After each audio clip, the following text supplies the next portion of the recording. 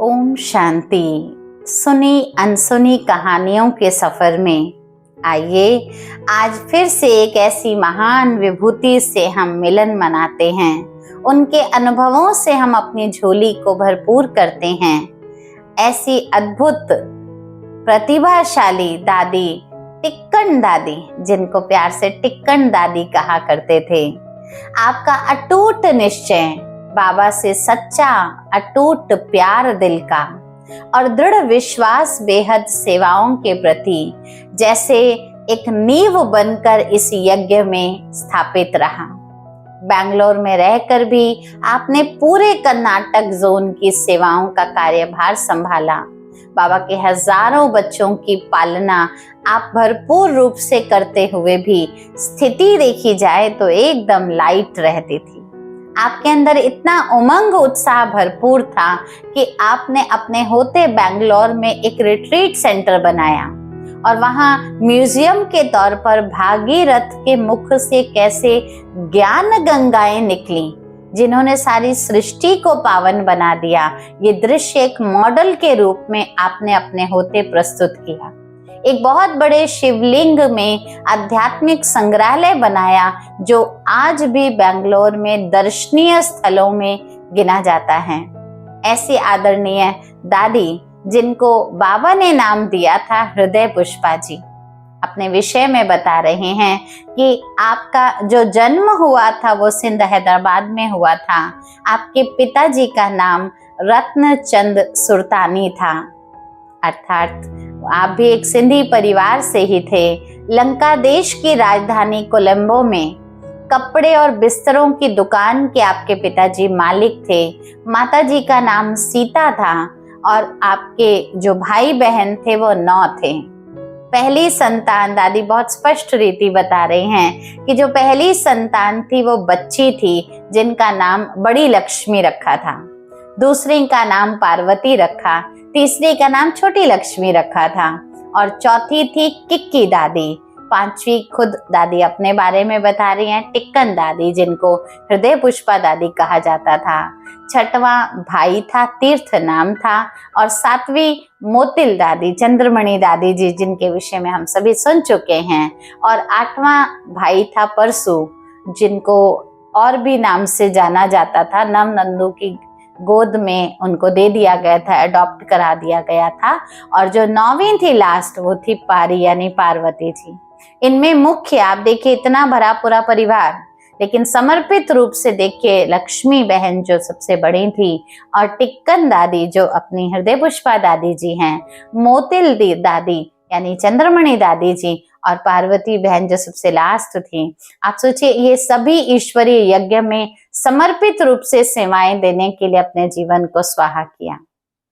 दादी बचपन से ही जैसे ईश्वर के ध्यान में जब बैठती थी तो एकदम एक ही स्थिति में, एक ही पोस्चर में जैसे टिक जाती थी।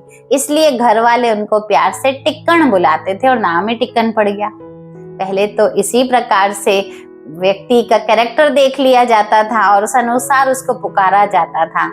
इस तरह से जब नाम टिक्कन पड़ा, लेकिन जब यज्ञ में आई तो बाबा ने इनका नाम, क्योंकि इतने पुष्प की तरह खिली रहती थी, हृदय से बाबा बाबा के गीत निकलते थे, बाबा ने दादी का नाम हृदय पुष्पा दादी रखा।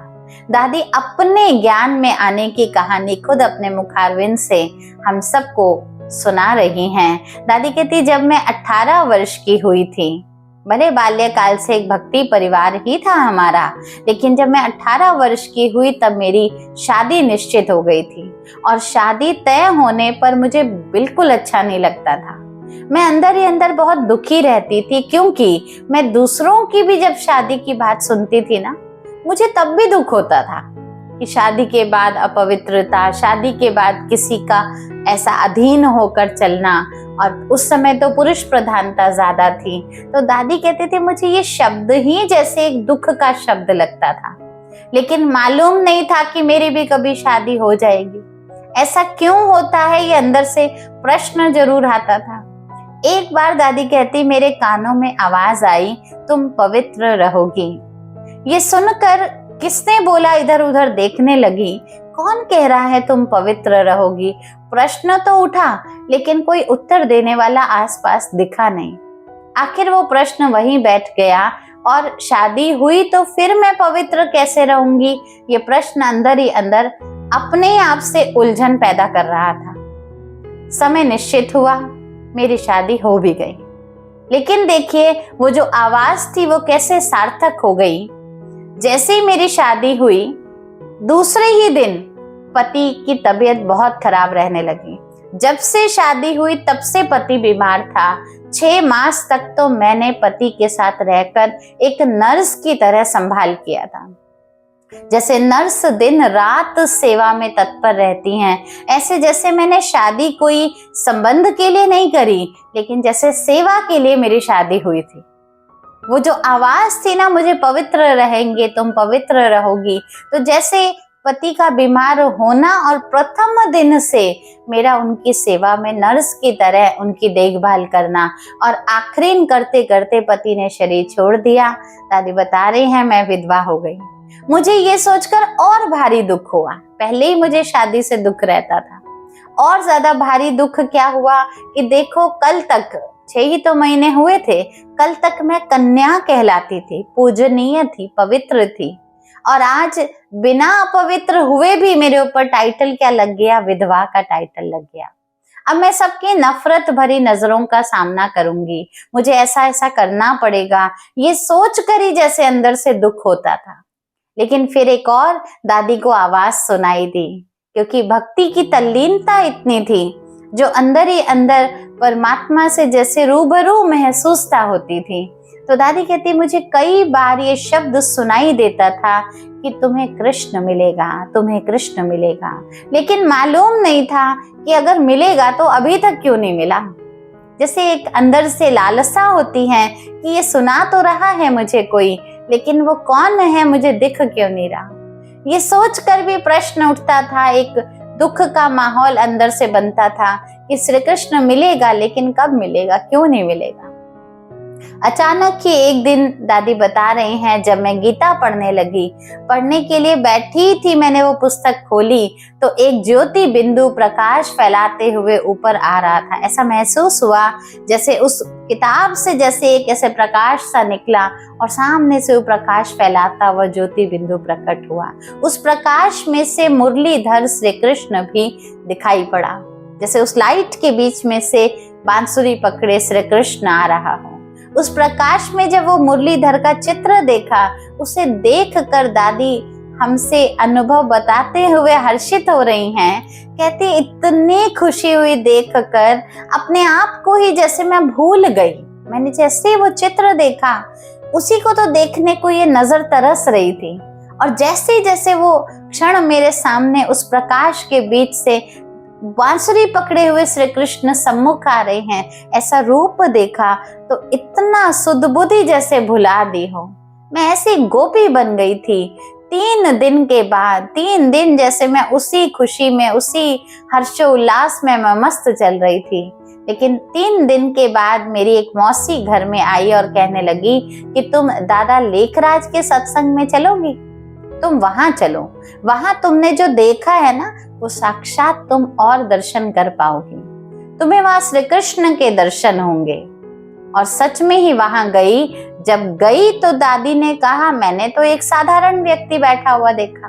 वो साधारण व्यक्ति कौन थे? वो दादा लेखराज थे, धोती कुर्ता पहने हुए, श्वेत वस्त्रधारी, साधारण कपड़ों में। तो देखते ही उनको अंदर से सोच आई, ये कहाँ, यहाँ कहाँ श्री कृष्ण मिलेगा, ये तो एक साधारण व्यक्ति मेरे सामने बैठा है। लेकिन जैसे ही बाबा के सम्मुख आई तो बाबा ने बुलाया। बाबा को सिंधी में बड़े भाई को दादा बोलते हैं, तो दादा ने बुलाया।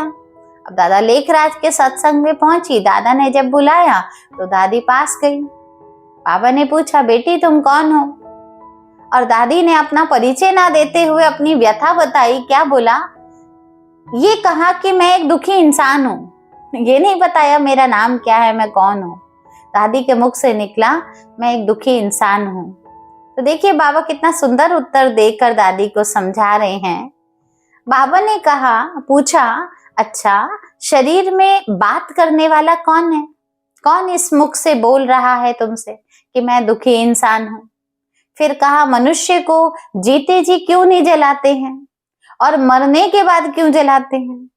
मरने के बाद उसमें से ऐसा क्या चला जाता है जो जलने पर कुछ भी उसको नहीं होता है? अच्छा, फिर बाबा ने और प्रश्न, जैसे प्रश्नावली बाबा ने सामने रख दियो दादी। बाबा ने एक और प्रश्न पूछा कि मरने के बाद तुमको शमशान ले जाते हैं, अभी तुमको शमशान लेकर जलाएंगे क्या? जब ऐसे ऐसे प्रश्न पूछे तो बाबा ने जैसे अपने ही हाथों से एक मनुष्य का चित्र एक पेंसिल से कागज के ऊपर बना के दिखाया, क्योंकि दादी को तो इन प्रश्नों के कुछ उत्तर स्पष्ट ही नहीं हो रहे थे। तो बाबा ने एक कागज और पेंसिल मंगाकर एक मनुष्य का चित्र बनाया और फिर उसके मस्तक पर, भ्रुकुटी पर वो आत्मा कैसे अंकित होती है ऐसे बिंदु लगाकर दिखाया। फिर मुझे समझाया, देखो ये शरीर 5 तत्वों का पुतला है और ये तो विनाशी है। इसके अंदर जो आत्मा है वह चैतन्य है और अनादि अविनाशी है। तो बच्ची, ये 2 चीजें अलग अलग हैं। उस समय जैसे बाबा ने एक तरह से वो सत्य परिचय दिया, आत्मा क्या है और शरीर क्या है, दुखी कौन हो सकता है और दुख का कारण क्या बन सकता है, ये दोनों बातों का स्पष्टीकरण दादा ने उन बच्ची को समझाया। फिर बताया, शरीर जल जाता है लेकिन आत्मा नहीं जलती। और दादी एकदम एकटक बैठकर सुन रही थी, क्योंकि एकदम नया ज्ञान, अद्भुत ज्ञान, और कौन दे रहा है ऐसा महसूस हो रहा था। कोई मेरे जख्मों पर मरहम लगा रहे हैं, कोई प्यार भरा सराहना दे रहे हैं। बाबा की एक एक शब्द जैसे बूंद बूंद की तरह मेरे जीवन को राहत पहुंचा रही थी, ऐसा दादी अपना अनुभव हमको बता रही हैं।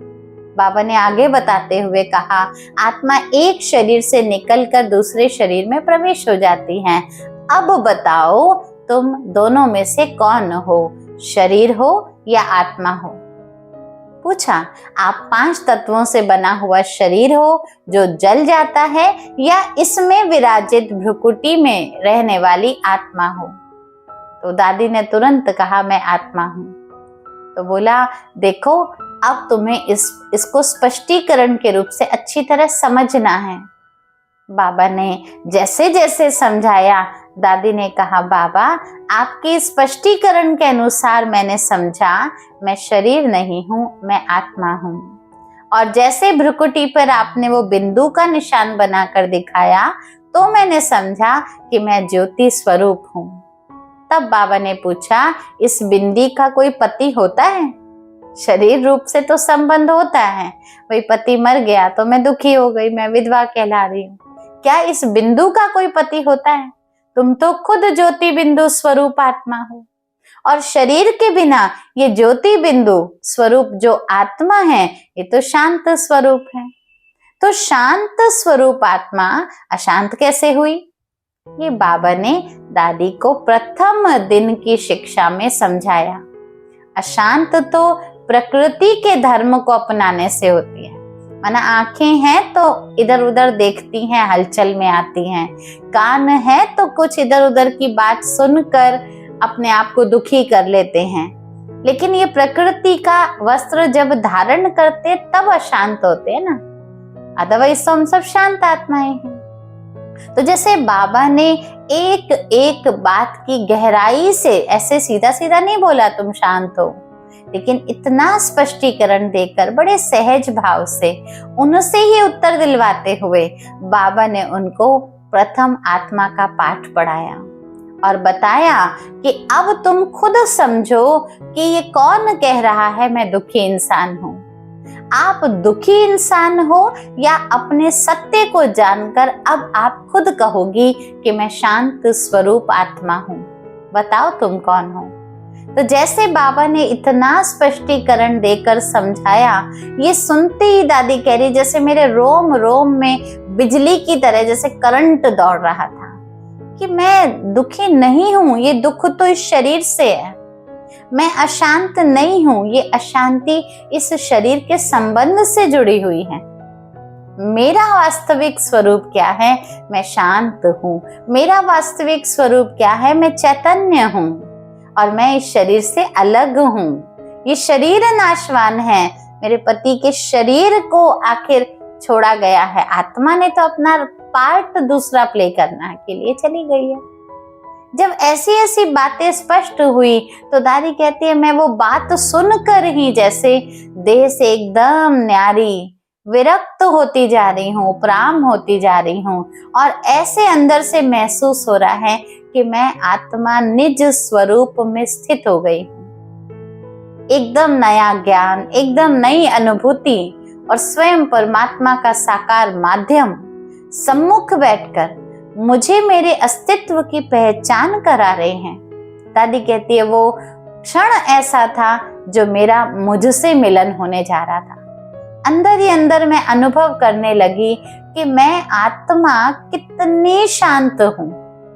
ये आत्मा में जो दुख अशांति का जो काला सा बादल था ना, वो जैसे इस आत्म ज्ञान की रोशनी से हट रहा है, मिट रहा है, खत्म हो रहा है, ऐसा प्रतीत होने लगा। और ऐसा लगा जैसे किसी ने पानी डालकर ना सफाई कर दी हो आत्मा की। वो समझ ही इतनी स्पष्ट हो गई थी कि आत्मा साफ हो रही है, मैं निज स्वरूप में टिक रही हूँ और उस स्वरूप में टिक कर मेरे अंदर इतनी खुशी की लहर, इतने हर्षोल्लास की लहर, जैसे मैं खुशी में हंस रही हूँ। आसपास वालों को लग रहा होगा इसको क्या दिख रहा है जो ये खुश है, जो ये हंस रही है, लेकिन मुझे जो आनंद आ रहा था, दादी कहती मैं उस अपने निज स्वरूप में टिक चुकी थी और मुझे खुशी में हंसी का अनुभव होने लगा। इसी अवस्था में मैं जैसे खो गई थी। कितना समय निकल गया मुझे नहीं मालूम, लेकिन मैं खोई रही, अंदर ही अंदर उसका आनंद ले रही थी। उस अवस्था से नीचे उतरने का मुझे कोई ख्याल भी नहीं आ रहा था। नीचे कोई दुनिया है भी ऐसी मुझे कोई सोच भी नहीं आ रही थी। कब मैं नीचे उतरी, कब बाबा ने मुझे बुलाया, मुझे इसका कोई होश नहीं। दादी अपना अनुभव उस आनंद में खोकर हमारे से साझा कर रही हैं कि कैसे मुझे अंदर से महसूस हो रही थी मैं कौन हूँ। फिर बाबा ने कैसे उनको अपने वास्तविक वर्तमान पार्ट के लिए बुलाया और उस अनुभव को और बार बार हम कैसे गहरा करें, उसकी स्पष्टीकरण देते हुए आगे क्या समझाया वो हम अगले एपिसोड में सुनेंगे। आज के लिए इतना ही। ओम शांति।